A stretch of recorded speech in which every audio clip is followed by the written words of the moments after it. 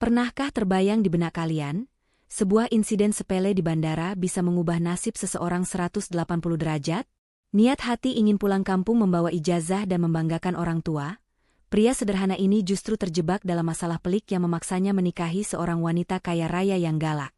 Bukan karena cinta, tapi karena sebuah koper yang tertukar. Apakah ini musibah, atau justru takdir Tuhan yang indah? Selamat datang kembali di saluran kesayangan kita, Ken Arok Productions.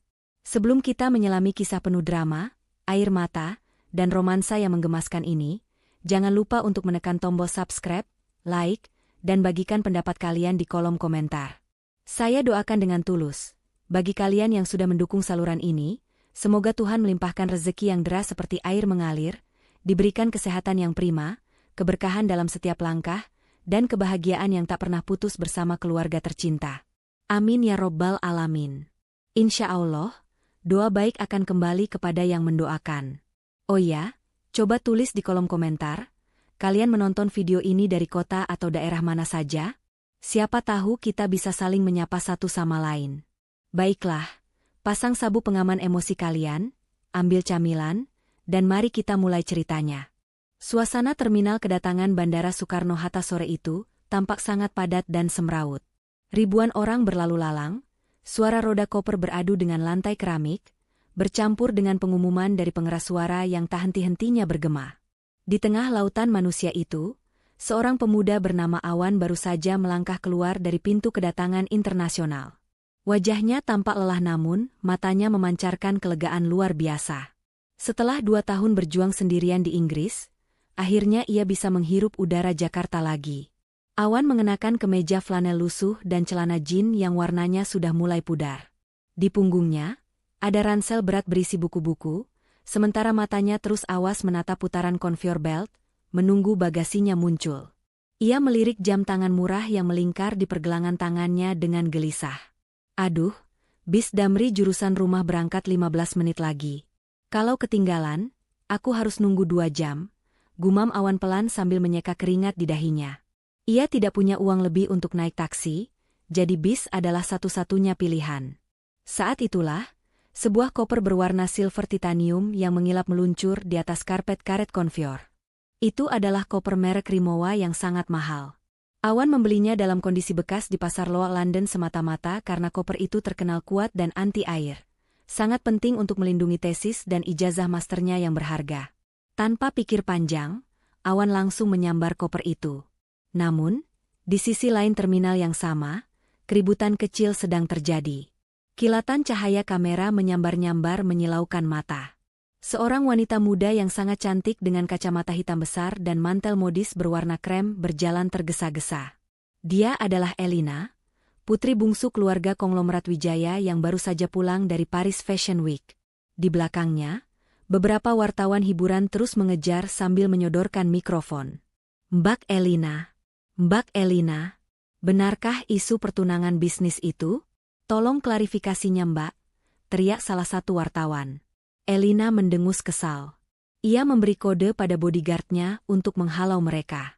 Singkirkan mereka, aku mau pulang sekarang, perintah Elina ketus. Karena panik dan ingin segera kabur dari kejaran media, Elina melihat koper silver titanium miliknya sudah berputar di depannya. Tanpa memeriksa label nama lagi, Elina langsung menarik koper itu dengan kasar dan menyerahkannya pada asisten yang berlari di sampingnya. Asisten itu pun langsung membawanya ke arah mobil mewah yang sudah menunggu di lobi VIP. Baik Awan maupun Elina sama sekali tidak menyadari bahwa takdir sedang mempermainkan mereka. 2 koper dengan merek, warna, dan ukuran yang sama persis itu telah bertukar pemilik. Koper Elina yang berisi gaun rancangan desainer seharga ratusan juta kini, berada di tangan Awan yang sedang berlari mengejar bis ekonomi. Sementara koper Awan yang berisi ijazah dan dokumen masa depannya, kini masuk ke dalam bagasi mobil sedan mewah yang melaju kencang membelah jalan tol menuju kawasan elit Jakarta. Sebuah kesalahan kecil yang akan memicu badai besar dalam hidup mereka berdua baru saja dimulai. Suara kipas angin tua yang berdecit menjadi penyambut kedatangan Awan di kamar kosnya yang sempit di daerah Jakarta Barat. Peluh membasahi punggungnya. Tanpa membuang waktu, ia segera mengangkat koper silver itu ke atas kasur busa tipisnya. Hatinya tidak sabar ingin mengeluarkan map plastik berisi ijazah dan transkrip nilai yang sudah ia jaga nyawanya selama penerbangan. Besok pagi, ia berencana langsung menyebar lamaran kerja ke berbagai perusahaan konstruksi demi melunasi utang orang tuanya. Awan meraba bagian kunci koper dengan senyum tipis. Namun, keningnya tiba-tiba berkerut. Jarinya tidak menemukan roda angka kombinasi yang biasa ia putar. Sebagai gantinya, terdapat sebuah panel kaca kecil yang berkedip merah. Itu adalah sensor sidik jari canggih. Jantung Awan seakan berhenti berdetak detik itu juga. Wajahnya pucat pasi. Ia meraba permukaan koper itu dengan tangan gemetar.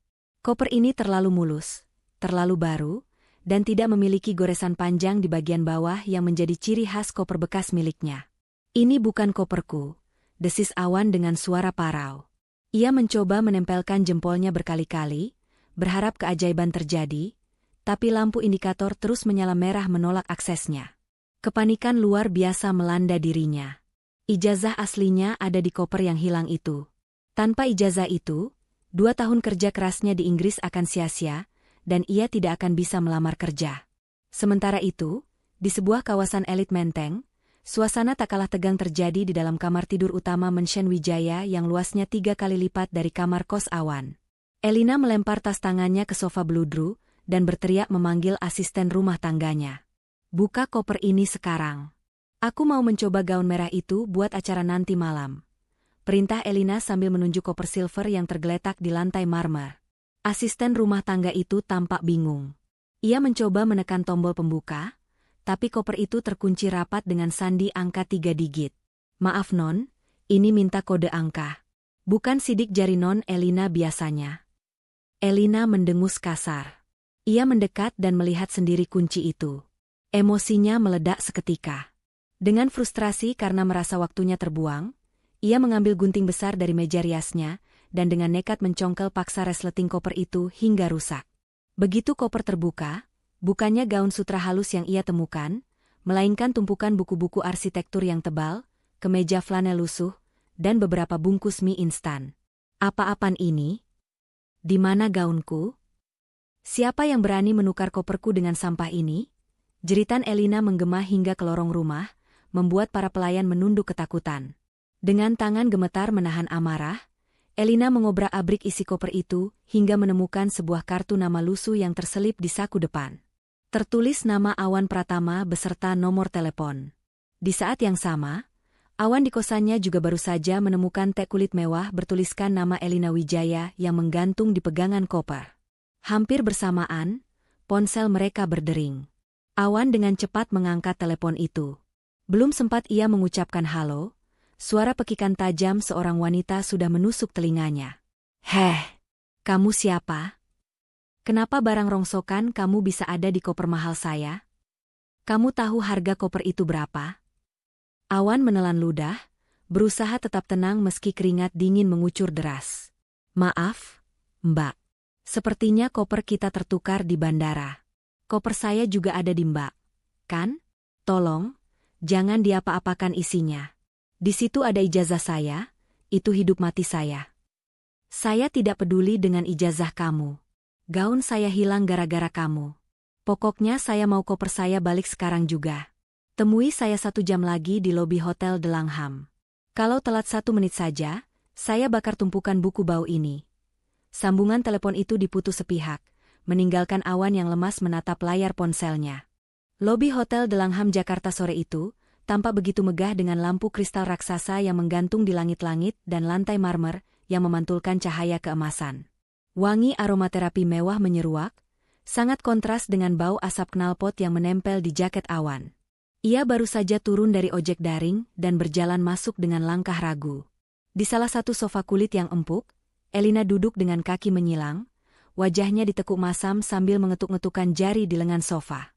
Begitu melihat sosok Awan yang berjalan mendekat sambil menyeret koper silver miliknya, Elina langsung berdiri.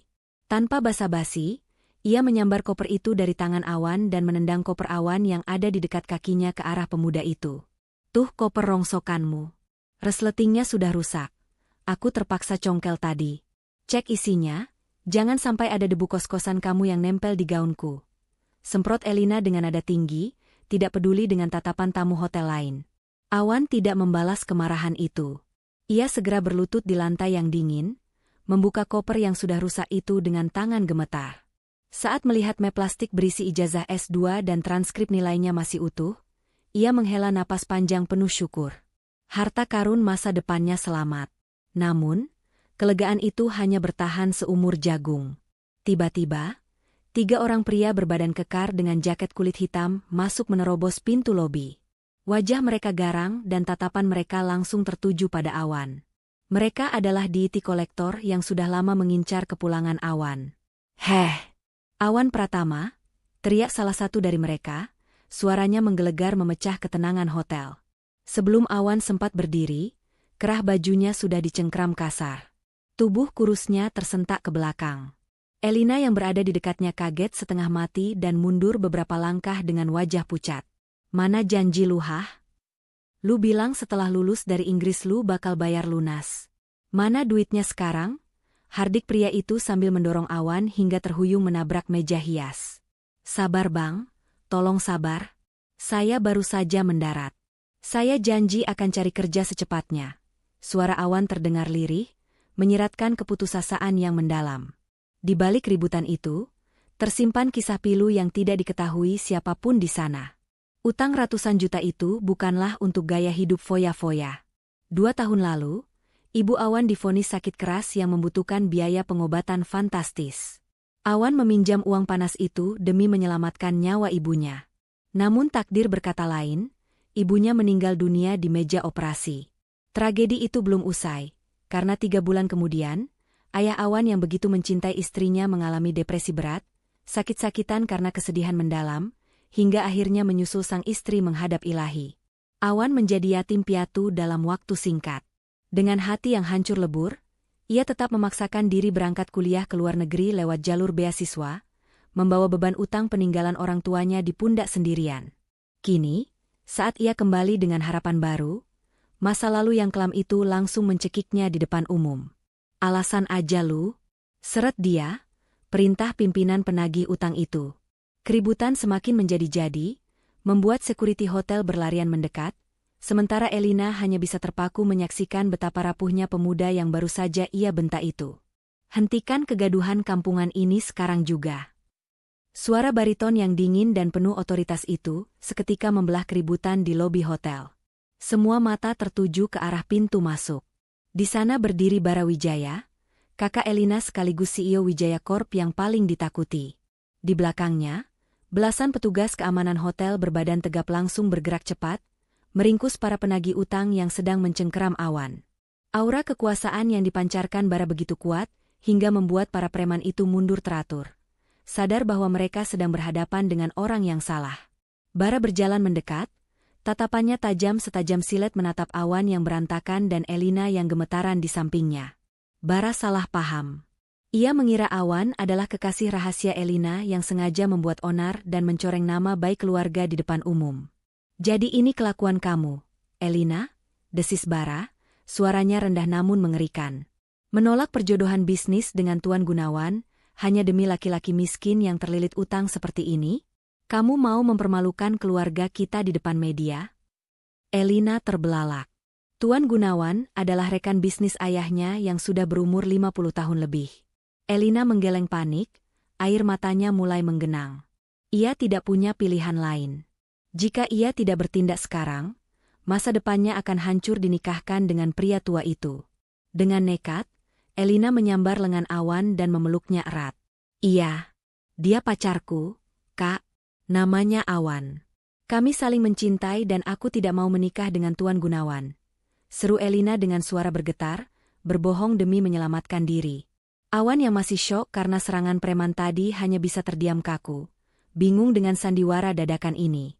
Bara menatap Awan dari ujung kaki ke ujung kepala dengan tatapan merendahkan. Otak bisnisnya berputar cepat. Skandal keributan di lobi hotel ini pasti akan bocor ke media gosip besok pagi. Daripada berita, Putri Wijaya dikejar penagih utang, yang muncul, lebih baik berita, pernikahan mendadak Putri Wijaya, yang keluar untuk menutupi aib. "Baik," ucap Bara dingin, membuat suasana hening seketika. Ia menatap Awan tepat di manik matanya. Dengar baik-baik, anak muda. Saya tidak peduli siapa kamu. Tapi karena wajahmu sudah terlihat bersama adik saya di keributan ini, kamu punya dua pilihan. Bara melangkah maju, mempersempit jarak, mengintimidasi Awan sepenuhnya. Pertama, kamu menikah dengan Elina sekarang juga secara tertutup untuk menutupi skandal ini. Sebagai gantinya, saya akan lunasi semua utang orang tuamu yang membuat preman-preman itu mengejarmu. Atau kedua, Bara menunjuk ke arah pintu keluar di mana para penagih utang masih menunggu dengan wajah garang. Saya serahkan kamu kembali ke mereka sekarang juga, dan saya pastikan nama kamu masuk daftar hitam di semua perusahaan di negeri ini, sehingga kamu tidak akan pernah bisa bekerja seumur hidupmu. Awan tercekat. Tenggorokannya terasa kering. Ia menatap Elina yang memohon dengan tatapan mata basah, lalu menatap pintu keluar yang menjanjikan penyiksaan fisik dari para preman. Ia tidak punya uang, tidak punya kuasa, dan sendirian di dunia ini. Tawaran iblis di depannya adalah satu-satunya jalan untuk bertahan hidup. Dengan berat hati, Awan mengangguk pelan. Saya terima tawaran Anda, Pak, jawab Awan lirih, menandatangani takdirnya sendiri di atas kontrak pernikahan tanpa cinta. Hanya dalam waktu 3 hari, Bara membuktikan kekuasaannya. Ballroom Hotel Bintang 5 di Jakarta Selatan disulap menjadi lautan bunga lili putih dan kristal yang berkilauan. Pernikahan mendadak antara putri bungsu keluarga Wijaya dengan seorang pria misterius menjadi berita hangat di kalangan sosialita ibu kota. Ribuan tamu undangan hadir dengan pakaian terbaik mereka, berbisik-bisik penasaran tentang siapa sosok Awan Pratama yang berhasil menaklukkan hati Elina. Malam itu, Awan nyaris tak mengenali dirinya sendiri di cermin. Rambutnya yang biasanya berantakan kini ditata rapi dengan pomade mahal. Tubuh kurusnya terbalut sempurna dalam setelan tuxedo hitam rancangan desainer ternama, lengkap dengan dasi kupu-kupu yang membuatnya tampak gagah dan berwibawa. Saat Awan melangkah keluar menuju altar, banyak tamu wanita yang menahan napas. Ketampanan Awan yang natural dan sorot matanya yang tenang namun sendu memancarkan aura yang berbeda, jauh dari kesan pria miskin yang dikejar penagih utang beberapa hari lalu. Elina, yang berdiri di sampingnya dengan gaun pengantin berekor panjang, sempat tertegun sesaat. Jantungnya berdesir aneh saat melihat profil samping wajah Awan yang tegas. Namun, ia segera menepis perasaan itu. Di atas pelaminan, mereka bagaikan sepasang boneka porselen yang indah namun kosong. Tangan Awan yang dingin menggenggam jemari Elina saat menyalami tamu, namun tidak ada kehangatan di sana. Hanya ada kecanggungan yang mencekik leher. Senyum. Jangan bikin malu Kak Bara, bisik Elina ketus di sela-sela gigi yang terkatup rapat, meski wajahnya tetap memamerkan senyum manis ke arah kamera wartawan. Penyiksaan yang sebenarnya baru dimulai ketika pesta usai. Mereka diantar menuju kamar presidential suite di lantai teratas hotel. Begitu pintu kamar tertutup dan menyisakan mereka berdua, suasana berubah drastis menjadi beku. Kemewahan kamar dengan pemandangan lampu kota Jakarta itu terasa seperti penjara. Elina langsung melepaskan sepatu hak tingginya dan melompat ke atas kasur king size yang luas. Dengan gerakan cepat dan panik, ia menyambar semua bantal dan guling yang ada, lalu menyusunnya memanjang di tengah-tengah kasur, menciptakan sebuah tembok pemisah yang tinggi. "Dengar ya, Mas Awan," seru Elina sambil menunjuk wajah Awan dengan jari telunjuknya yang gemetar. "Pernikahan ini cuma di atas kertas. Jangan pernah berani-berani melewati batas bantal ini. Jangan sentuh aku sedikit pun. Kalau kamu melanggar, aku teriak biar security usir kamu." Awan yang sedang melonggarkan dasinya hanya menghela napas panjang. Wajahnya tampak sangat lelah. Tanpa membantah atau marah, ia berjalan tenang menuju lemari, mengambil satu bantal cadangan dan selimut tebal. "Tenang saja, Non Elina.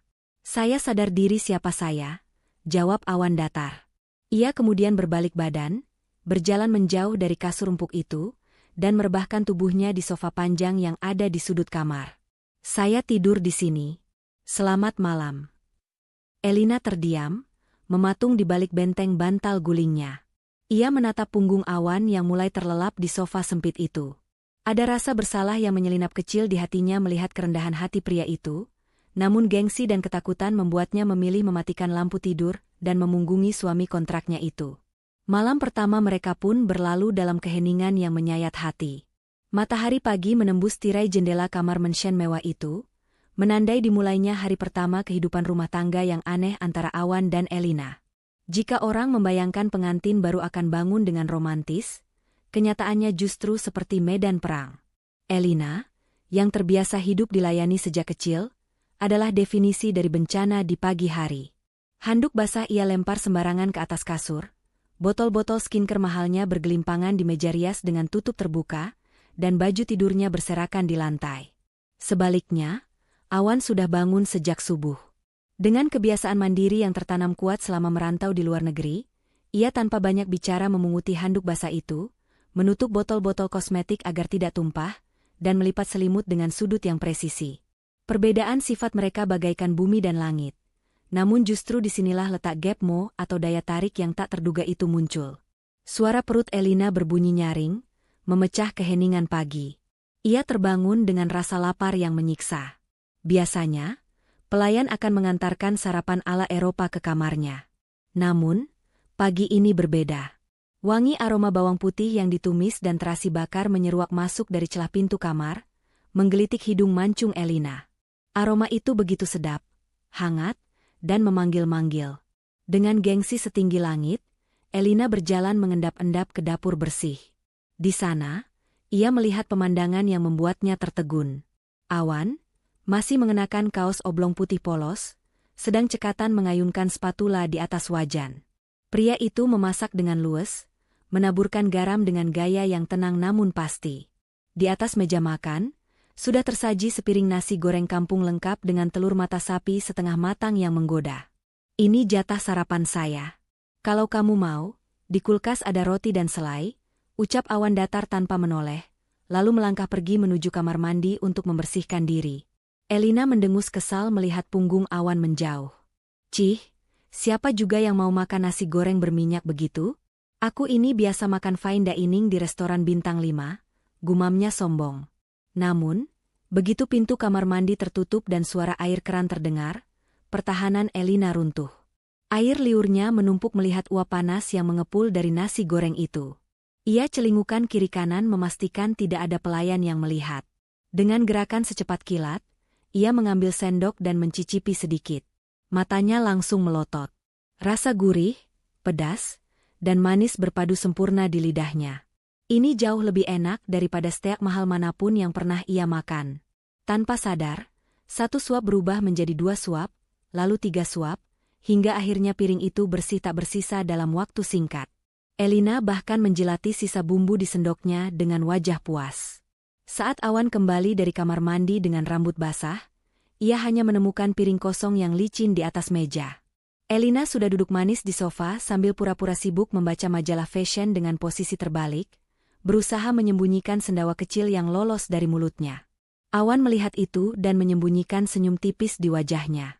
Ternyata, istri galaknya itu punya sisi manusiawi yang menggemaskan juga. Senin pagi di gedung pencakar langit Wijaya Corp terasa lebih dingin dan menegangkan dari biasanya. Bara benar-benar membuktikan ucapannya untuk tidak memberikan perlakuan istimewa sedikitpun kepada adik iparnya. Alih-alih mendapatkan kursi empuk di ruangan ber-AC dingin layaknya menantu konglomerat, Awan justru ditempatkan di divisi administrasi umum, di sebuah kubikel sempit di pojok ruangan yang pengap, terimpit di antara tumpukan kardus arsip berdebu.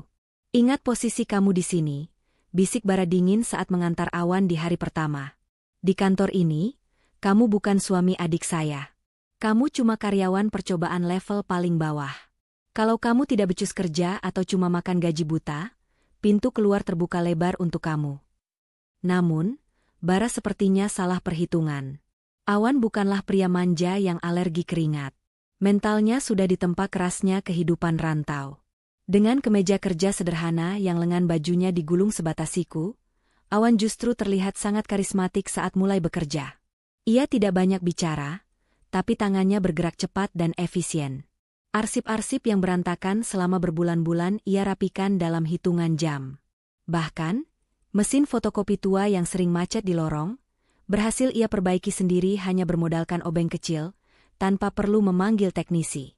Sikap Awan yang santun, rajin, dan selalu tersenyum ramah saat disapa, seketika menjadi magnet yang kuat di kantor itu. Para karyawan wanita, mulai dari resepsionis hingga staf keuangan, mulai curi-curi pandang. Bisik-bisik kagum terdengar riuh di pantry saat jam makan siang. Itu beneran suaminya Bu Elina? Ya ampun, aslinya ganteng banget ya. Nggak sombong lagi, tadi dia bantuin aku angkat galon air minum. Ucap seorang staf wanita sambil tersipu malu. Iya, beda banget sama cowok-cowok kaya yang biasanya sombong. Mas Awan itu senyumnya bikin hati adem. Elina, yang ruang kerjanya berada di lantai eksekutif dengan dinding kaca tembus pandang, bisa melihat pemandangan itu dari atas. Ia melihat bagaimana karyawatinya tertawa renyah saat Awan melintas. Ia melihat tatapan memuja yang diberikan para wanita itu pada suami kontraknya. Tiba-tiba saja, darah Elina mendidih. Ada rasa panas yang menjalar di dadanya, perasaan tidak rela yang asing dan menyebalkan. Cemburu buta mulai menguasai akal sehatnya. Dengan wajah ditekuk masam, Elina menekan tombol telepon interkom di mejanya dengan kasar. Halo, panggilkan karyawan baru bernama Awan ke ruangan saya sekarang. Detik ini juga. Awan yang sedang fokus mengetik laporan di komputer tuanya kaget bukan main. Mengira telah melakukan kesalahan fatal, ia buru-buru naik lift menuju ruangan Elina. Dengan napas sedikit rengah, ia mengetuk pintu dan masuk. Ada apa, Bu Elina? Apa ada dokumen yang salah? Atau ada tugas darurat? Tanya Awan dengan wajah khawatir. Elina duduk bersandar di kursi kebesarannya, memutar-mutar pulpen mahal dengan wajah angkuh yang dibuat-buat. Ia menyodorkan sebotol air mineral yang masih disegel ke ujung meja. Bukain, perintahnya singkat dan ketus. Tutupnya keras. Kuku saya baru habis menikuir. Saya nggak mau kuku mahal saya patah cuma gara-gara tutup botol murahan. Awan bengong sejenak, menatap botol itu lalu menatap wajah istrinya bergantian. Cuma itu panggil saya jauh-jauh dari lantai bawah. Cuma itu? Kamu mau membantah perintah atasan? Bentak Elina galak, meski pipinya mulai bersemu merah menahan malu. Tugas asisten itu melayani kebutuhan atasan, sekecil apapun itu. Awan menggelengkan kepala sambil menyembunyikan senyum geli. Ia paham sekarang, istri galaknya ini sedang mencari perhatian. Dengan santai, Awan mengambil botol itu, memutarnya sekali hentak hingga terbuka, dan meletakkannya kembali di depan Elina dengan lembut. Sudah terbuka, Bu Bos. Silakan diminum. Lain kali kalau butuh bantuan, panggil saja. Jangan cemburu terus, nanti cantiknya hilang, goda Awan pelan sebelum berbalik badan keluar ruangan. Elina terdiam mematung. Jantungnya berdegup kencang seperti habis lari maraton. Begitu pintu tertutup, ia buru-buru meminum air itu untuk mendinginkan wajahnya yang memanas, kesal sendiri dengan tingkah konyolnya yang semakin hari semakin tidak bisa mengabaikan pesona Awan. Ketegangan di kantor pusat Wijaya Corp mencapai puncaknya minggu itu. Di ruang rapat utama yang berdinding kaca, Bara terlihat sangat frustrasi. Ia menggebrak meja mahoni panjang itu dengan keras, membuat seluruh tim arsitek senior menunduk ketakutan. Proyek ambisius Eco Green Building atau bangunan ramah lingkungan yang akan menjadi ikon baru di kawasan ibu kota, sedang mengalami jalan buntu. Sampah. Semuanya sampah, bentak Bara dengan wajah merah padam. Kita ini mau membangun mahakarya masa depan, bukan sekadar gedung kotak yang ditempeli tanaman plastik. Mana inovasinya? Mana jiwa dari bangunan ini? Deadline tender tinggal 3 hari lagi, dan kalian masih menyodorkan desain membosankan seperti ini. Elina, yang duduk di samping kakaknya, ikut memijat pelipisnya yang berdenyut nyeri. Ia tahu betul betapa pentingnya proyek ini bagi kelangsungan perusahaan. Dengan langkah gontai dan pikiran kusut, Elina membawa pulang tumpukan berkas blueprint atau cetak biru denah proyek itu ke Menshen. Niat hati ingin mempelajarinya lagi di rumah. Namun rasa lelah yang luar biasa membuatnya ketiduran di meja kerja kamarnya dengan berkas-berkas yang masih berserakan terbuka. Jam dinding menunjukkan pukul 2 pagi ketika Awan terbangun karena haus. Saat ia hendak mengambil air, ia melihat pintu kamar Elina sedikit terbuka dan lampu masih menyala. Awan masuk perlahan, berniat mematikan lampu agar istrinya bisa tidur nyenyak. Namun, langkahnya terhenti saat matanya menangkap lembaran denah yang terhampar di meja.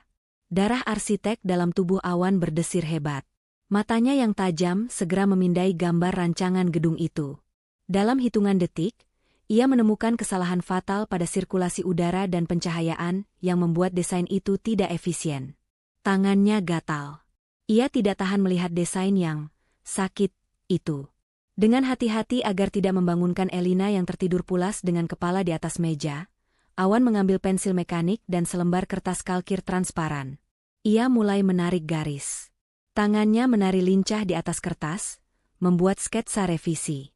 Ia mengubah orientasi bangunan, menambahkan rongga udara yang terinspirasi dari rumah panggung tradisional untuk pendingin alami, dan merancang atap rooftop yang bisa menampung air hujan. Sebuah solusi jenius yang menggabungkan kearifan lokal dengan teknologi modern. Setelah selesai, Awan menyelipkan sketsa itu di tumpukan paling atas, memberikan catatan kecil di pojoknya. Coba geser posisi taman vertikal ke barat daya untuk menahan panas sore, bebannya akan berkurang 30%. Keesokan paginya, Elina terbangun dengan leher pegal. Saat ia merapikan berkas-berkasnya dengan buru-buru karena terlambat, matanya tertumbuk pada sketsa asing itu. Awalnya ia mengira itu coretan sembarangan. Tapi saat ia mengamatinya lebih teliti, napasnya tercekat. Ia bukan arsitek, tapi ia tumbuh di lingkungan pengembang properti. Ia tahu mana desain sampah dan mana desain emas. Sketsa di tangannya ini sangat brilian, logis, dan indah. Elina menoleh cepat ke arah sofa tempat Awan biasa tidur. Kosong. Selimutnya sudah terlipat rapi seperti biasa. Jantung Elina berdegup kencang, bukan karena marah, tapi karena kagum yang membuncah. Ia menyadari satu hal yang mengejutkan. Pria sederhana yang selama ini ia perlakukan seperti asisten pribadi itu, ternyata memiliki otak yang jauh lebih cerdas daripada seluruh tim ahli kakaknya yang dibayar mahal. Tatapan Elina pada Awan tidak akan pernah sama lagi mulai hari itu. Malam itu, langit Jakarta seolah sedang menumpahkan segala amarahnya. Hujan deras mengguyur tanpa ampun, disertai sambaran petir yang membelah angkasa, membuat kaca-kaca jendela Mansion Wijaya bergetar hebat. Di dalam kamarnya yang luas, Elina meringkuk di balik selimut tebal, mencoba menyembunyikan ketakutannya pada suara guntur yang menggelegar. Tiba-tiba, suara dentuman keras terdengar dari gardu listrik di luar, dan seketika itu juga, seluruh aliran listrik di rumah mewah itu padam. Kegelapan total menyelimuti ruangan dalam sekejap mata. "Mas Awan!" teriak Elina panik, suaranya bergetar menahan tangis. Gelap adalah musuh terbesarnya sejak kecil. Tak butuh waktu lama, pintu kamar terbuka. Sebuah cahaya oranye yang lembut perlahan masuk mendekat. Awan datang membawa sebuah lilin aromaterapi yang menyala di tangannya. Wajahnya yang diterangi cahaya api kecil itu terlihat begitu tenang dan meneduhkan, seolah menjadi satu-satunya pelindung di tengah badai. "Tenang, saya di sini. Cuma mati lampu sebentar kok. Genset otomatisnya mungkin sedang error karena petir," ucap Awan lembut sambil meletakkan lilin itu di atas meja kopi dekat balkon. Karena udara di dalam kamar mulai terasa pengap tanpa AC, mereka berdua duduk di kursi rotan balkon yang terlindung atap, menatap hujan yang masih deras sambil ditemani cahaya lilin yang temaram. Suasana hening dan intim itu memancing mereka untuk melakukan deep talk atau obrolan mendalam dari hati ke hati, sesuatu yang belum pernah mereka lakukan sebelumnya. "Mas," panggil Elina pelan, memecah keheningan. Ia menatap profil wajah suaminya yang sedang menatap hujan.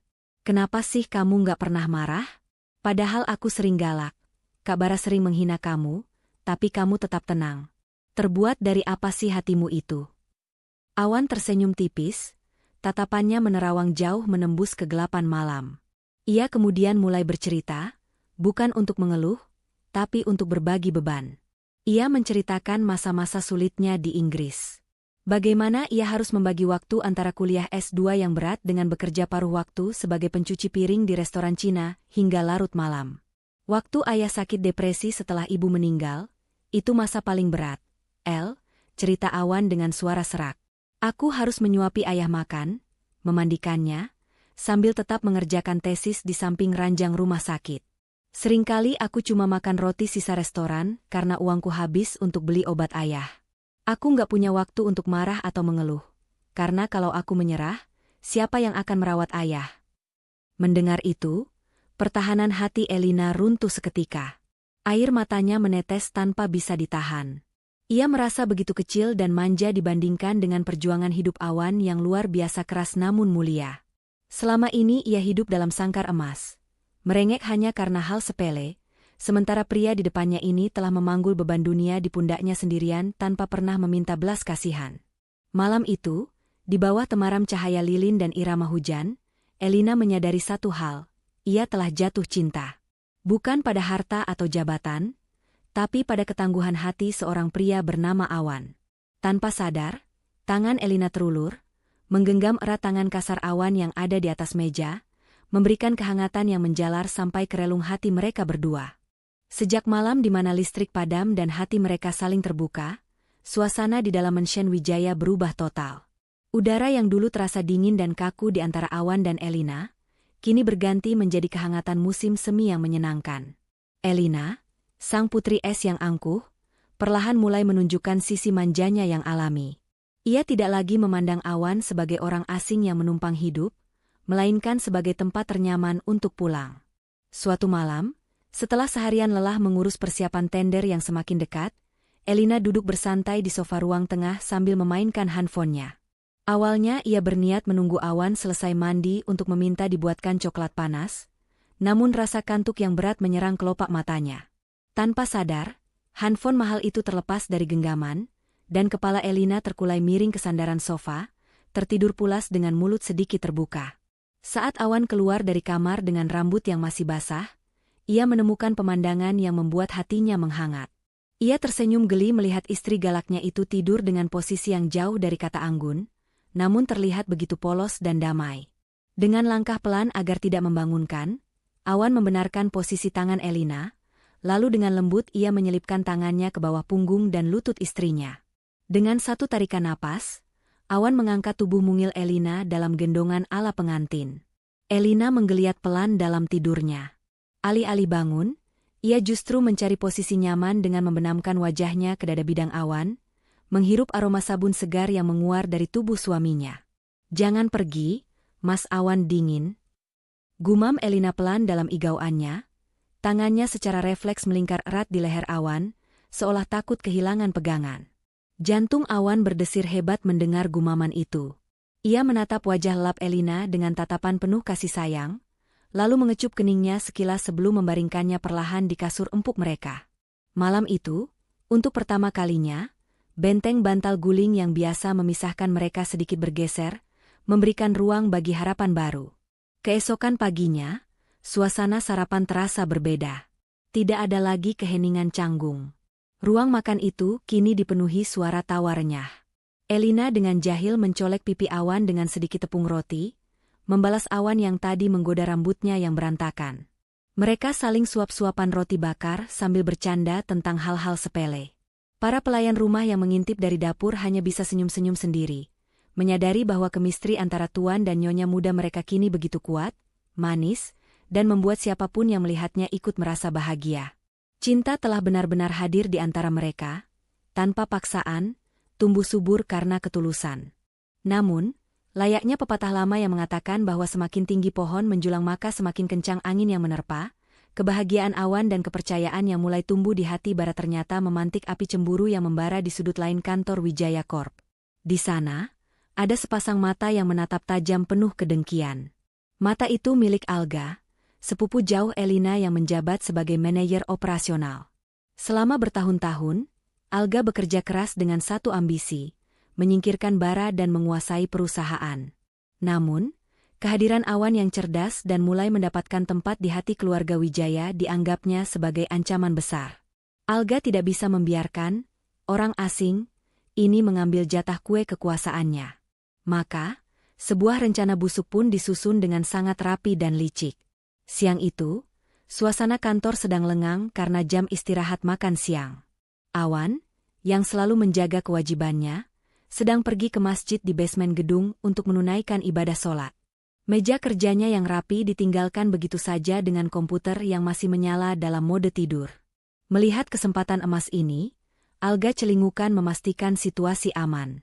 Dengan langkah cepat dan senyap seperti ular yang mengincar mangsa, ia menyusup ke kubikel Awan. Tangannya yang gemetar karena adrenalin segera merogoh saku jas, mengeluarkan sebuah flash disk berwarna hitam. Dengan kasar, ia mencolokkan benda itu ke port USB komputer Awan. Jemarinya menari lincah di atas papan ketik, membobol sistem keamanan standar yang ada. Rasakan ini, anak pungut, desis Alga dengan senyum menyeringai yang mengerikan. Dalam hitungan menit, Alga menyalin seluruh file rahasia proyek Eco Green Building, termasuk sketsa revisi jenius yang dibuat Awan. Tidak berhenti di situ, kejahatan Alga berlanjut ke tahap yang lebih kejam. Ia membuka email, surat elektronik, pribadi Awan yang tidak terkunci, lalu merekayasa sebuah percakapan palsu. Seolah-olah, Awan sedang bertransaksi dengan perusahaan kompetitor, menawarkan data proyek tersebut dengan imbalan uang 500 juta rupiah. Alga bahkan menyelipkan bukti transfer palsu yang sudah ia edit sedemikian rupa agar terlihat asli ke dalam folder unduhan. Setelah misinya selesai, Alga mencabut flash disknya dan merapikan kembali posisi kursi Awan seolah tak pernah tersentuh. Ia berjalan kembali ke ruangannya dengan dada membusung, merasa menang sebelum perang dimulai. Ia membayangkan wajah bara yang akan murka dan nasib Awan yang akan hancur lebur sore nanti. Di masjid, Awan berdoa dengan khusyuk, memohon keberkahan untuk keluarganya. Sama sekali tidak menyadari bahwa badai fitnah yang sangat dahsyat sedang bergerak menuju ke arahnya, siap meluluhlantakkan hidupnya dalam sekejap mata. Sore itu, langit Jakarta yang mendung seolah mewakili suasana di ruang tengah Menshen Wijaya yang panas dan mencekam. Bara berdiri dengan wajah merah padam, dadanya naik turun menahan amarah yang sudah diubun-ubun. Di tangannya, ia mencengkeram tumpukan kertas hasil cetakan printer yang menjadi bukti kejahatan yang direkayasa oleh Alga. Di hadapannya, Awan berdiri kaku dengan wajah bingung, baru saja pulang kerja dan langsung diseret ke sidang dadakan ini. Tanpa peringatan, bara melempar tumpukan kertas itu tepat ke wajah Awan. Lembaran-lembaran kertas berhamburan di udara sebelum jatuh berserakan di lantai marmer, memperlihatkan tangkapan layar percakapan email dan bukti transfer palsu yang sangat meyakinkan. Dasar tidak tahu diuntung, bentak bara, suaranya menggelegar memenuhi seluruh ruangan.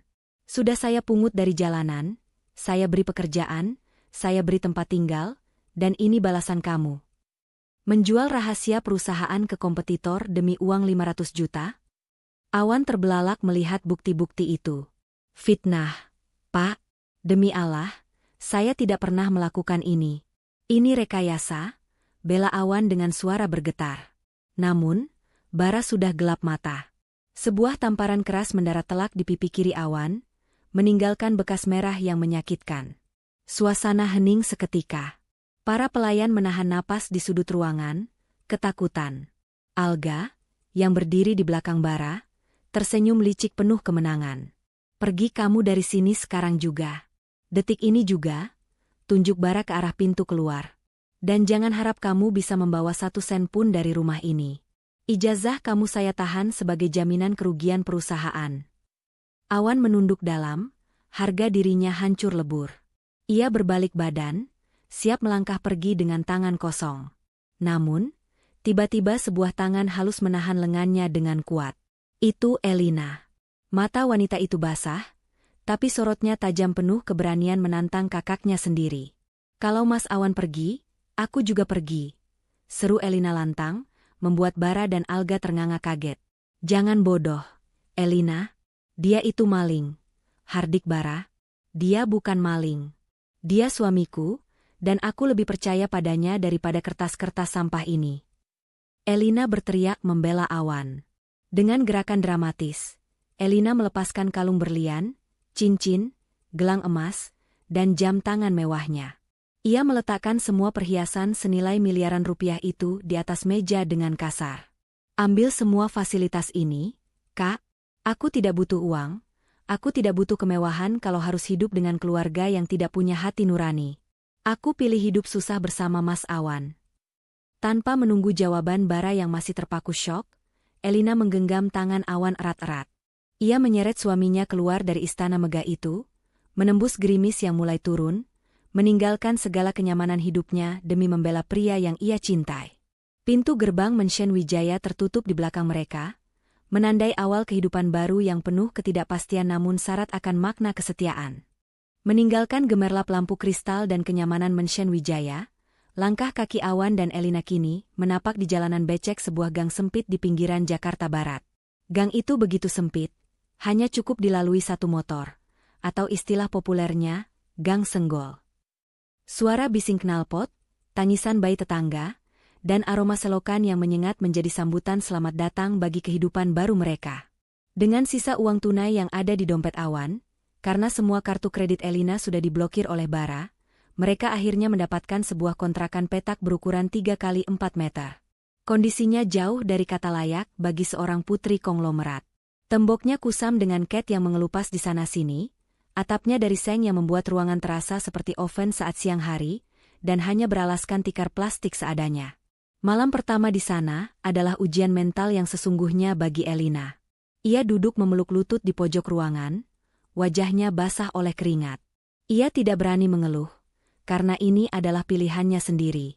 Namun, tubuhnya yang terbiasa dimanja AC dingin tidak bisa berbohong. Kulit putih mulusnya mulai memerah digigit nyamuk-nyamuk nakal yang berdengung lapar. "Maaf ya, El. Cuma ini yang Mas mampu kasih sekarang," ucap Awan lirih, hatinya perih melihat istrinya menderita. Namun, Awan bukanlah pria yang hanya bisa meratapi nasib. Keesokan harinya, jiwa arsiteknya bekerja. Dengan modal nekat dan kreativitas tanpa batas, Awan mulai membedah kontrakan sempit itu. Ia membeli cat kiloan warna putih bersih dan mengecat ulang seluruh dinding yang kusam, membuat ruangan sempit itu terasa lebih luas dan bersih. Ia juga menambal atap yang bocor dan memperbaiki ventilasi udara agar sirkulasi angin lebih lancar. Yang paling mengharukan, Awan pergi ke pasar tradisional dan pulang membawa kain jaring tule berwarna merah muda dan beberapa bilah bambu. Dengan telaten, ia merakit sebuah rangka sederhana di atas kasur busa tipis mereka. Ia menjahit sendiri kain itu menjadi sebuah kelambu cantik ala tempat tidur putri raja, namun versi sederhana. "Nah, sekarang Tuan Putri bisa tidur nyenyak tanpa digigit nyamuk lagi," ujar Awan sambil tersenyum bangga memamerkan karyanya. Elina menatap kelambu sederhana itu dengan mata berkaca-kaca. Bagi orang lain, itu mungkin hanya kain murah. Tapi bagi Elina, itu adalah bukti cinta yang jauh lebih mahal daripada gaun Paris manapun. Di dalam kontrakan petak yang kini bersih dan wangi pewangi lantai itu, Elina belajar bahwa rumah bukanlah tentang seberapa besar bangunannya, melainkan seberapa besar cinta yang mengisi di dalamnya. Hari demi hari berganti menjadi minggu, dan minggu berganti menjadi bulan. Kehidupan Awan dan Elina di gang sempit itu, perlahan berubah menjadi sebuah rutinitas perjuangan yang mengagumkan. Mereka membuktikan diri sebagai power couple, atau pasangan tangguh yang tidak mudah menyerah pada keadaan. Tanpa ijazah masternya yang masih ditahan di brankas Bara, Awan tidak bisa melamar ke perusahaan bona fide manapun. Namun, ia tidak kehilangan akal.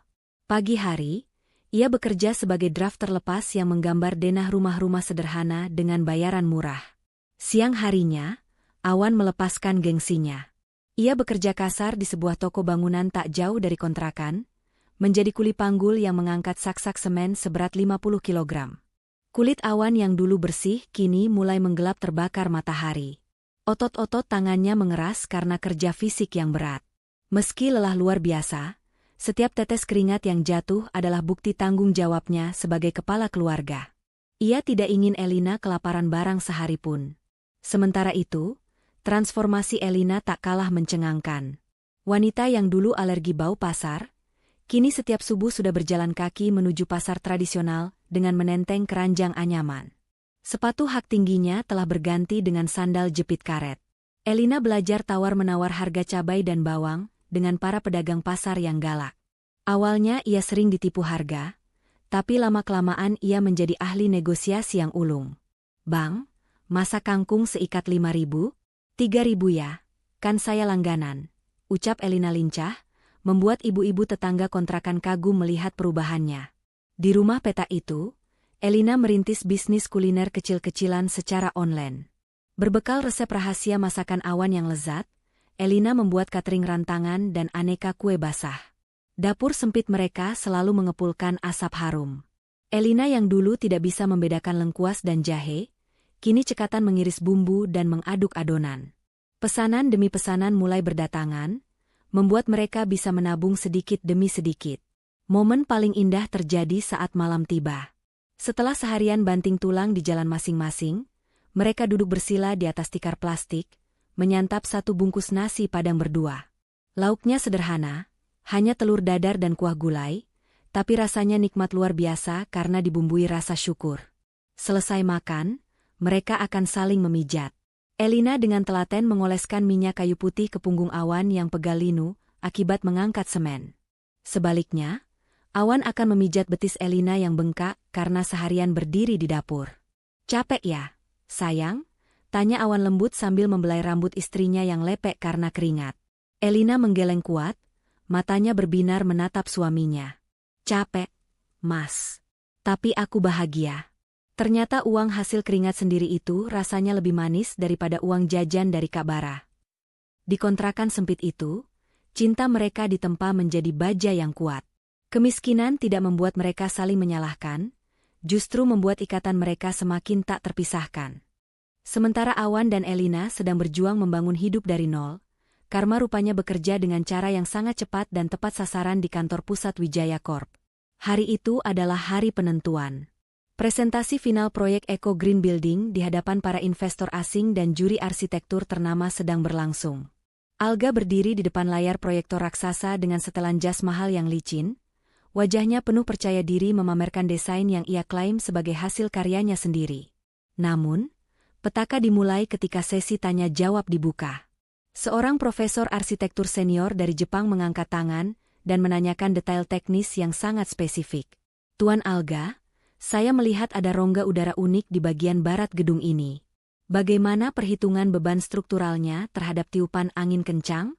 Dan apa filosofi di balik kemiringan atap 15 derajat ini?" tanya profesor itu dalam bahasa Inggris yang fasih. Alga terdiam. Keringat dingin sebesar biji jagung mulai bermunculan di dahinya. Ia gelagapan. Karena ia hanya mencuri gambar luarnya tanpa memahami perhitungan rumit di baliknya, ia menjawab asal-asalan. Itu hanya untuk estetika, Profesor. Supaya terlihat artistik." Jawaban itu fatal. Sang profesor menggeleng kecewa, begitu juga dengan Bara yang duduk di meja pimpinan. Wajah Bara mengeras. Ia tahu betul standar perusahaan tidak pernah serendah ini.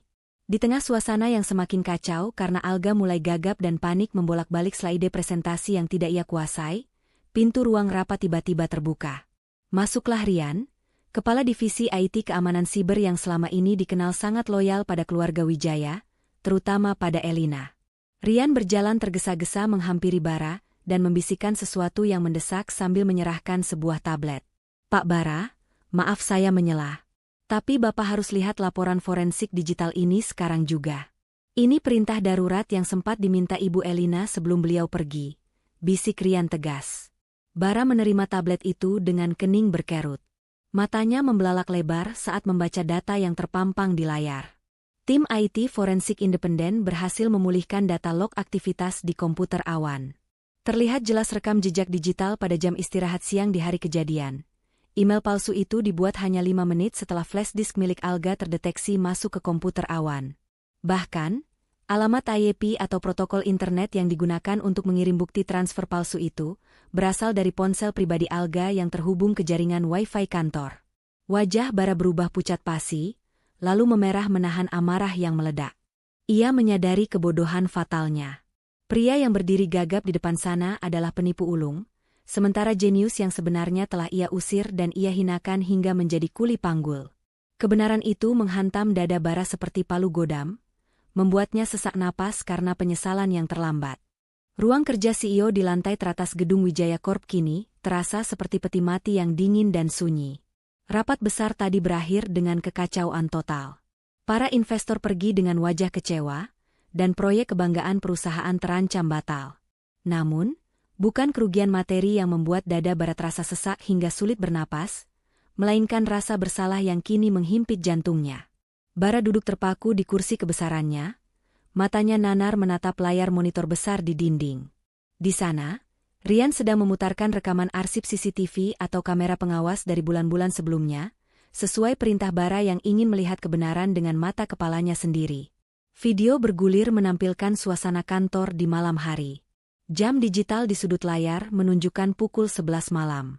Kantor sudah gelap gulita dan kosong melompong.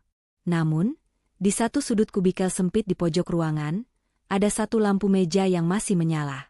Itu adalah meja Awan. Dalam rekaman hitam putih itu, Bara melihat sosok adik iparnya yang kurus sedang bekerja sendirian. Awan tidak sedang bermain game atau menonton film. Ia terlihat sibuk membereskan berkas-berkas berantakan milik karyawan lain, mematikan komputer yang lupa dimatikan rekan kerjanya agar hemat listrik, bahkan terlihat Awan memunguti sampah kertas di lantai dan membuangnya ke tempat sampah. Tidak ada satupun orang yang menyuruhnya, tidak ada yang melihatnya, dan tidak ada yang memberinya gaji lembur untuk itu. Awan melakukannya semata-mata karena rasa tanggung jawab dan rasa memilikinya yang besar terhadap perusahaan ini. Mundurkan ke tanggal 20, jam 2 pagi, perintah Bara dengan suara serak. Rian menurut. Di layar, terlihat Awan sedang tertidur di meja kerjanya dengan berbantalkan lengan. Di sebelahnya, ada sisa roti tawar dan segelas air mineral, makan malam yang sangat menyedihkan bagi menantu seorang konglomerat. Tak lama kemudian, Awan terbangun, mengucek matanya, lalu kembali menekuni lembaran sketsa di mejanya. Sketsa yang sama persis dengan desain jenius yang tadi gagal dipresentasikan oleh Alga. Air mata Bara menetes tanpa ia sadari. Ia teringat betapa kejam mulutnya saat menghina Awan sebagai maling dan orang miskin tidak tahu diuntung. Padahal, di saat Alga sibuk menjilat dan memalsukan laporan, Awan justru bekerja dalam diam menjaga pondasi perusahaan agar tetap kokoh. Bara meremas rambutnya dengan frustrasi. Ia merasa gagal total. Ia gagal menjadi pemimpin yang adil, dan yang lebih menyakitkan, ia gagal menjadi kakak yang baik bagi Elina. Ia telah membuang berlian demi mempertahankan batu kerikil. Siapkan mobil sekarang, ucap Bara tiba-tiba, berdiri tegak sambil menyeka air matanya dengan kasar. Kita mau kemana? Pak? Ada jadwal makan malam dengan klien, tanya sekretarisnya ragu. Batalkan semua jadwal, bentak Bara keras, membuat sekretaris itu terlonjak kaget. Saya mau menjemput adik saya dan suaminya. Saya harus meminta maaf, bahkan jika saya harus bersujud di kaki mereka sekalipun. Sore itu, ketenangan di gang sempit tempat Awan dan Elina tinggal mendadak pecah. Warga kampung berhamburan keluar rumah, berbisik-bisik kagum sambil menunjuk ke arah jalanan yang becek. Sebuah mobil sedan hitam mewah jenis limosin perlahan merayap masuk. Bannya yang besar dan mengkilap tampak sangat kontras dengan jalanan tanah yang tidak rata. Mobil itu berhenti tepat di depan pagar bambu reot kontrakan nomor 7. Dari balik kaca jendela mobil yang gelap, Bara menatap nanar pemandangan di depannya. Hatinya seperti diremas tangan tak kasat mata. Di teras sempit itu, ia melihat Elina, adik perempuannya yang dulu selalu tampil glamor dengan gaun rancangan desainer, kini hanya mengenakan daster batik sederhana dengan rambut dicepol asal. Elina sedang duduk di dingklik, kursi kecil, sambil melipat pakaian kering yang baru diangkat dari jemuran. Di sampingnya, Awan yang bertelanjang dada dan berkeringat, sedang memeras cucian di ember plastik. Namun, yang membuat air mata Bara tumpah bukanlah kemiskinan yang terlihat mata, melainkan kebahagiaan yang terpancar dari wajah mereka. Awan terlihat mencipratkan air sabun ke wajah Elina, dan Elina membalasnya dengan tawa lepas yang sangat renyah. Tawa yang tidak pernah Bara dengar saat adiknya tinggal di mansion mewah penuh aturan. Mereka terlihat miskin harta, tapi sangat kaya hati. Dengan langkah gemetar, Bara turun dari mobil. Suara pintu mobil yang ditutup membuat tawa Awan dan Elina terhenti. Mereka menoleh serempak. Wajah Elina pucat seketika, mengira kakaknya datang untuk menghina atau menyakiti suaminya lagi. Elina refleks berdiri dan merentangkan tangan di depan Awan, memasang badan untuk melindungi suaminya. Mau apa lagi kakak kesini? Belum puas bikin kami menderita? Teriak Elina dengan suara serak menahan tangis. Tapi yang terjadi selanjutnya membuat Awan dan Elina terbelalak tak percaya. Bara, sang CEO angkuh yang tidak pernah mau kalah, tiba-tiba menjatuhkan lututnya ke tanah yang kotor. Ia bersimpuh di depan pagar bambu itu, menundukkan kepalanya dalam-dalam hingga menyentuh sandal jepit Elina. Bahunya terguncang hebat karena isak tangis yang pecah. Maafkan kakak, El. Maafkan kakak, Awan. Suara Bara terdengar parau dan putus-putus. Kakak salah. Kakak bodoh. Kakak sudah jahat sama kalian. Awan, dengan kebesaran hati yang luar biasa, segera berlari menghampiri Bara. Ia tidak menyimpan dendam sedikit pun. Dengan tangannya yang masih basah sisa air cucian, Awan memegang bahu Bara dan memaksanya berdiri. Bangun, Pak Bara. Jangan begini, Pak. Bapak itu kakak ipar saya, pengganti orang tua saya. Tidak pantas Bapak bersujud di kaki saya, ucap Awan lembut namun tegas. Bara menatap wajah Awan yang tulus itu dengan pandangan kabur oleh air mata. Ia langsung memeluk erat tubuh kurus adik iparnya itu, menumpahkan segala penyesalannya di sana. Elina yang melihat ketulusan kakaknya tak kuasa menahan haru, ia pun ikut berhambur memeluk mereka berdua.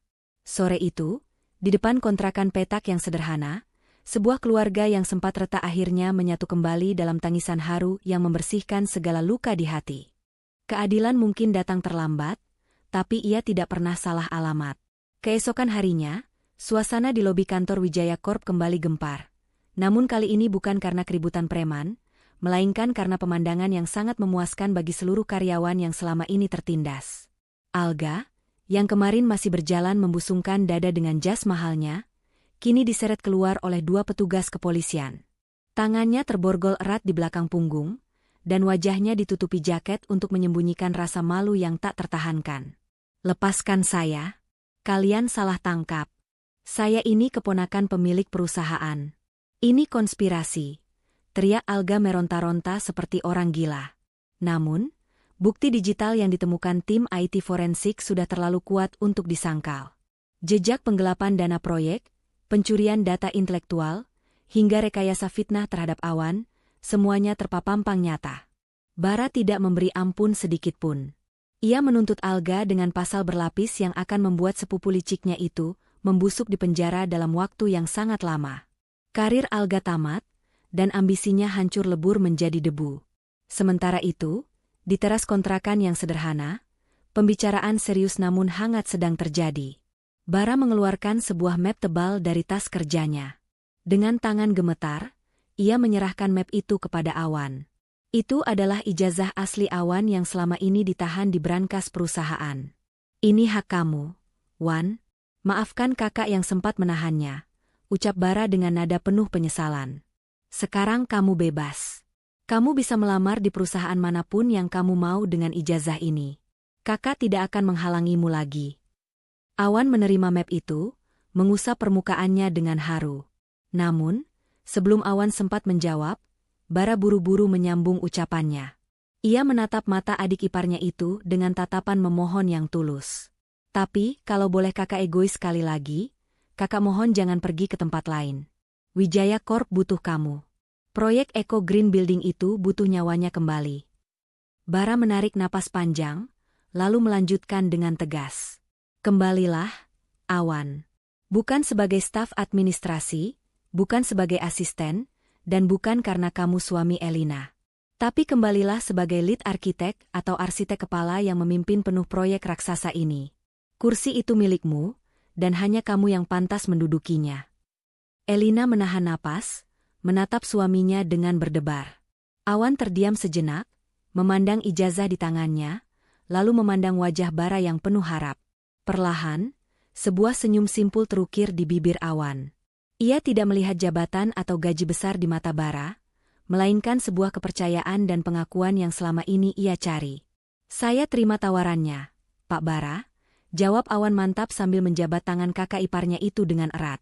Mari kita bangun mimpi itu sama-sama.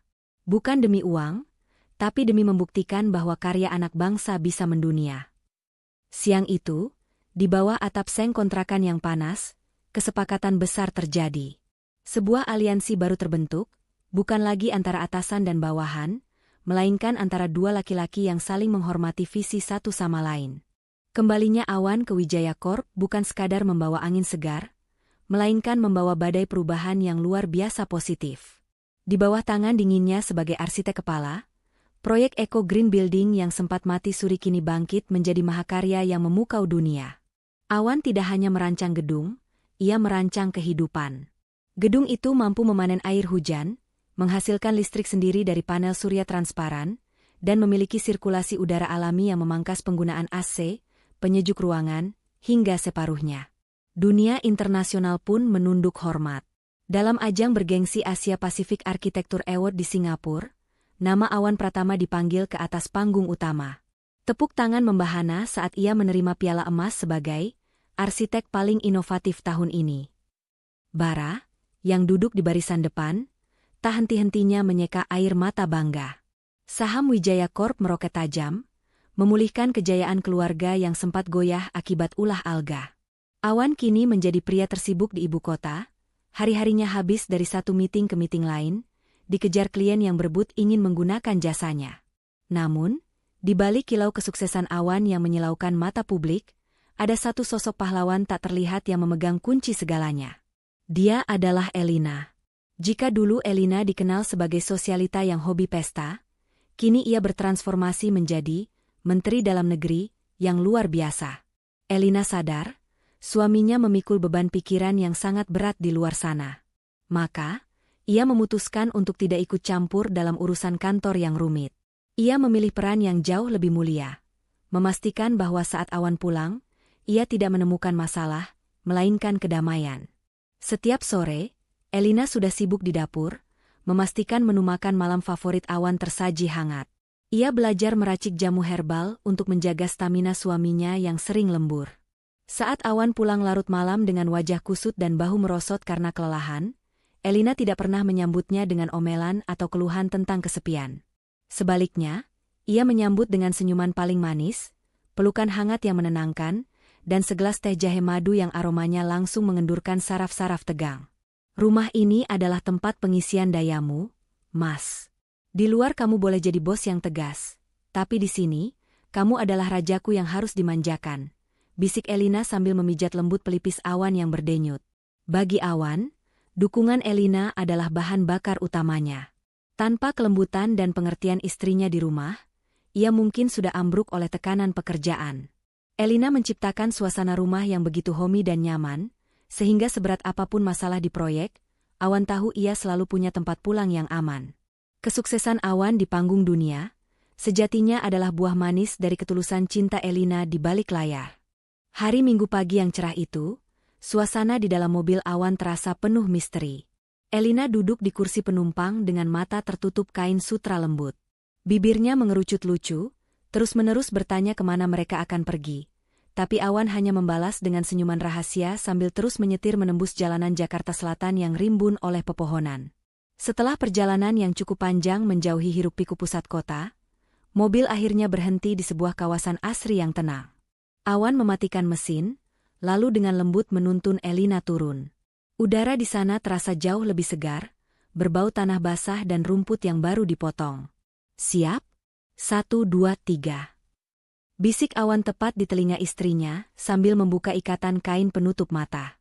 Perlahan, kelopak mata Elina terbuka, menyesuaikan diri dengan cahaya matahari. Saat pandangannya mulai fokus, napasnya tercekat hebat. Kedua tangannya refleks menutup mulut, menahan pekikan kagum yang nyaris lolos. Di hadapannya, berdiri sebuah bangunan 2 lantai yang begitu indah, namun sangat berbeda dengan mansion megah milik keluarganya yang bergaya Eropa klasik dan kaku.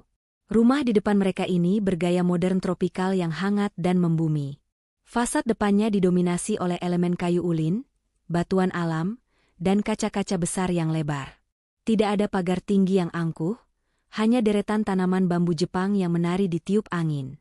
Rumah itu seolah menyatu dengan alam sekitarnya, tidak berteriak memamerkan kekayaan, tapi berbisik tentang kenyamanan. "Selamat datang di rumah kita, sayang," ucap Awan lembut sambil menggenggam tangan Elina yang gemetar. "Ini bukan hadiah dari perusahaan, bukan juga warisan orang tua. Ini murni hasil tabungan gajiku selama ini, ditambah bonus proyek kemarin. Aku mendesain setiap sentinya khusus untuk kamu." Elina masih tak bisa berkata-kata saat Awan menuntunnya masuk. Bagian dalamnya bahkan lebih memukau. Konsep open space atau ruang terbuka tanpa sekat membuat ruang tamu, ruang keluarga, dan dapur menyatu dengan harmonis. Lantainya bukan marmer dingin, melainkan parket kayu jati yang hangat di telapak kaki. Di bagian belakang, terdapat pintu kaca lipat raksasa yang bisa dibuka lebar-lebar, menghubungkan ruangan langsung dengan taman belakang yang asri dan sebuah kolam ikan koi yang gemericik menenangkan. Dapurnya. Elina berjalan mendekat ke arah dapur bersih yang didominasi warna putih dan kayu muda. "Ini persis seperti yang pernah aku tunjukkan di majalah dulu." "Iya, dapur yang menghadap taman. Biar kalau kamu masak, kamu nggak merasa terkurung di tembok, tapi bisa lihat pemandangan hijau, jelas Awan sambil memeluk pinggang istrinya dari belakang. Air mata Elina tumpah lagi, tapi kali ini air mata bahagia yang membuncah. Ia berbalik dan membenamkan wajahnya di dada Awan. Ia teringat masa-masa sulit di kontrakan petak yang sempit dan panas. Siapa sangka, kesabaran dan ketulusan mereka menjalani ujian itu kini dibayar lunas oleh Tuhan dengan istana mungil yang begitu homey ini. Ini bukan sekadar bangunan dari batu bata dan semen, ini adalah monumen cinta mereka yang kokoh berdiri melawan badai. Malam itu, aroma sedap dari ikan bakar Jimbaran dan sambal terasi yang menusuk hidung memenuhi udara di taman belakang rumah baru Awan dan Elina. Tidak ada pesta pora dengan catering hotel bintang 5, atau tamu-tamu pejabat penting. Syukuran rumah baru itu digelar sangat sederhana, namun syarat akan makna kekeluargaan. Hanya ada tawa, suara gemericik air kolam, dan kehangatan yang membalut 3 manusia yang pernah terpisah oleh ego dan salah paham. Bara datang seorang diri, tanpa pengawalan ketat bodyguard yang biasanya selalu menempel padanya. Di tangannya, sang CEO yang biasanya kaku itu membawa sebuah pot tanaman bonsai yang unik, bukan hadiah mewah berlapis emas, melainkan simbol kehidupan dan ketenangan. Saat melangkah masuk ke area open space yang menyatu dengan taman, Bara tertegun sejenak. Ia melihat Awan sedang sibuk mengipas arang di panggangan, wajahnya belepotan asap tapi tersenyum lebar. Sementara Elina sedang menata piring di meja kayu panjang dengan santai, jauh dari kesan nyonya besar yang kaku. "Selamat datang di gubuk kami, Kak Bara," sapa Awan ramah sambil menyeka tangannya ke celemek sebelum menyalami kakak iparnya dengan erat. Makan malam itu berlangsung sangat cair. Untuk pertama kalinya dalam sejarah keluarga Wijaya, tidak ada pembicaraan berat tentang saham, profit perusahaan, atau strategi bisnis yang memusingkan kepala di meja makan. Mereka menyantap nasi hangat dan ikan bakar dengan tangan telanjang, melupakan aturan tebel manner atau tata krama makan ala bangsawan yang menyiksa. Bara, yang selama ini hidup kesepian di dalam mansion besarnya yang dingin seperti istana es, merasakan sesuatu yang hangat menjalar di dadanya. Ia melihat bagaimana Awan dengan telaten memisahkan duri ikan untuk Elina, dan bagaimana Elina menuangkan es jeruk untuk kakaknya tanpa diminta. Pemandangan sederhana itu menampar kesadarannya. Ia punya uang triliunan, tapi ia tidak punya rumah sehangat ini. "Masakan kalian jauh lebih enak daripada koki sewaan di rumah kakak," puji Bara tulus, membuat Elina tersipu malu. "Makanya, kakak sering-sering main ke sini. Pintu rumah kami selalu terbuka buat kakak. Kapan saja," jawab Elina sambil menggenggam tangan kakaknya. Malam itu, tembok tebal bernama status sosial benar-benar runtuh tak bersisa. Tidak ada lagi atasan dan bawahan, tidak ada lagi si kaya dan si miskin. Yang ada hanyalah seorang kakak yang menyayangi adiknya, dan seorang adik ipar yang menghormati kakaknya. Di bawah langit malam yang bertabur bintang, mereka bertiga tertawa lepas membahas hal-hal konyol masa kecil, merayakan penyatuan kembali keluarga yang sempat retak, kini menjadi utuh dan lebih kuat dari sebelumnya. Awan berhasil membuktikan bahwa harta yang paling berharga bukanlah tumpukan uang di brankas, melainkan keharmonisan keluarga yang dibangun di atas pondasi saling memaafkan. Malam semakin larut, menyisakan keheningan yang syahdu di kawasan perumahan asri itu. Lampu-lampu taman yang berwarna kuning hangat mulai mendominasi suasana, menggantikan terik matahari yang telah berpulang ke peraduannya. Di teras belakang rumah yang menghadap langsung ke kolam ikan, Awan dan Elina duduk bersisian di atas sebuah ayunan gantung rotan yang cukup besar untuk berdua. Di tangan mereka, cangkir teh chamomile hangat mengepulkan uap tipis yang menenangkan. Suasana begitu damai, hanya terdengar suara gemericik air kolam dan gesekan daun bambu yang ditiup angin malam. Elina, yang sudah mengenakan piyama sutra lembut, menyandarkan kepalanya dengan manja di dada bidang suaminya. Jemari lentiknya tidak bisa diam, sibuk memilin-milin kancing baju tidur Awan dengan gerakan absurd namun menggemaskan, sebuah kebiasaan baru yang muncul setiap kali ia merasa sangat nyaman. "Mas Awan," panggil Elina pelan, memecah keheningan malam tanpa mengubah posisinya. Kenapa? Sayang? Masih lapar? Mau Mas bikinin mie rebus?" tanya Awan lembut sambil mengusap puncak kepala istrinya, jari-jarinya menyisir rambut Elina yang harum.